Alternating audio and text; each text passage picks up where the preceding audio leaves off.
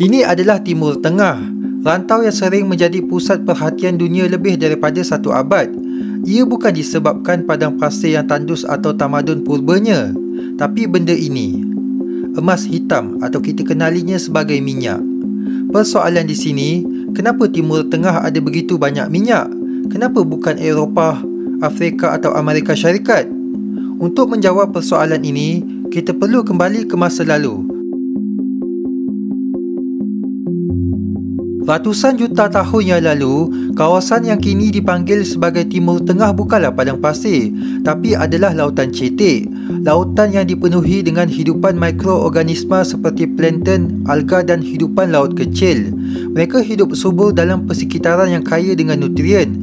Apabila mereka mati, mereka tenggelam ke dasar laut, bertindih lapisan demi lapisan selama jutaan tahun.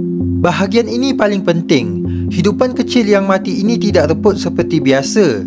Mereka terkambus dalam lumpur dan pasir, tertutup rapat daripada oksigen. Maksudnya mereka tidak membusuk. Mereka ibarat seperti terpanggang. Di sinilah proses geologi mula mengambil alih.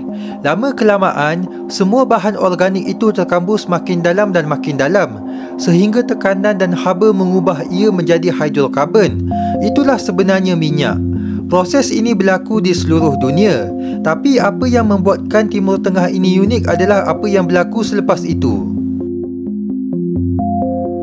Jika kita perhatikan, Timur Tengah terletak di atas plat tektonik Arab, satu cebisan kerak bumi yang perlahan-lahan bertembung dengan plat yang lain selama berjuta-juta tahun. Pelanggaran ini mencipta struktur bawah tanah yang sempurna untuk memerangkap minyak. Ruang besar terbentuk menjadi takungan yang dipenuhi dengan minyak. Ia tidak terbentuk secara rawak. Ia ditutup rapat oleh lapisan batu yang kalis, menjadikan minyak yang terkumpul tidak boleh bocor keluar. Kita boleh membayangkan ibarat bumi itu sendiri mencipta tapawai gergasi di bawah tanah yang diisi dengan minyak. Cuba korang lihat carta ini. Daripada 10 negara dengan rizab minyak yang terbanyak, 5 daripadanya adalah Timur Tengah. Ini bukan berlaku secara rawak. Ia adalah hasil tuah geologi yang luar biasa. Kita ambil contoh Ghawar Field di Arab Saudi, sebuah ladang minyak terbesar di dunia. Minyak ini telah dipam keluar selama lebih 70 tahun dan ia masih belum habis. Sebaik sahaja sumber minyak ini diketahui oleh mereka yang pandai mengeksploitasi, syarikat dari barat mula mengambil alih pada awal tahun 1900.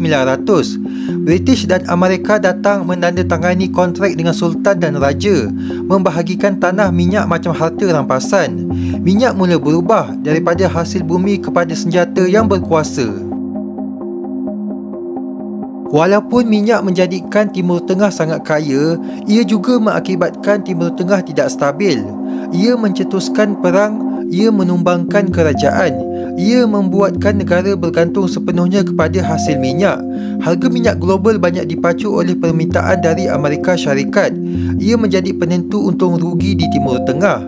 Sehingga hari ini, dunia masih bergantung kepada minyak. Sebahagian besar minyak itu datang dari sini. Sekarang, dunia sedang beralih kepada sumber tenaga baru yang tidak lagi bergantung kepada minyak. Minyak masih lagi menjadi raja. Persoalannya, sampai bila? Adakah negara-negara di Timur Tengah sudah bersedia apabila sumber minyak semakin berkurangan?